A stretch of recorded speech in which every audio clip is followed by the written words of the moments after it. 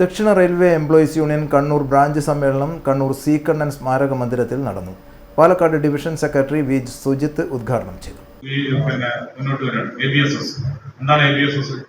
അത് ABSSനെ കുറിച്ച് പറയുമ്പോൾ ഒരു വലിയ ചരിത്രം കൂടി പറയേണ്ടതുണ്ട്. സ്റ്റേഷൻ വിൽപ്പനയ്ക്ക് വെച്ചിരിക്കുന്നതിന്റെ മറ്റൊരു പേരാണ് അമൃത് ഭാരത് സ്റ്റേഷൻ സ്കീം എന്ന് പറയുന്നത്. ഇതിന്റെ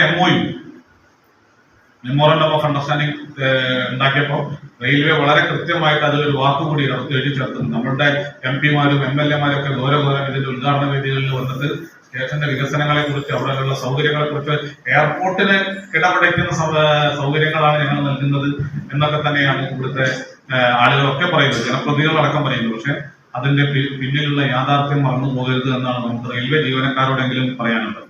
കാരണം എന്താണ്, റെയിൽവേ സ്റ്റേഷനുകൾ ഇന്ത്യ രാജ്യത്ത് കേരളത്തിൽ 2 റെയിൽവേ സ്റ്റേഷനുകളാണ് ആദ്യമായി വിൽപ്പനയ്ക്ക് വെച്ചത്. എറണാകുളം റെയിൽവേ സ്റ്റേഷനും കോഴിക്കോട് റെയിൽവേ സ്റ്റേഷനും.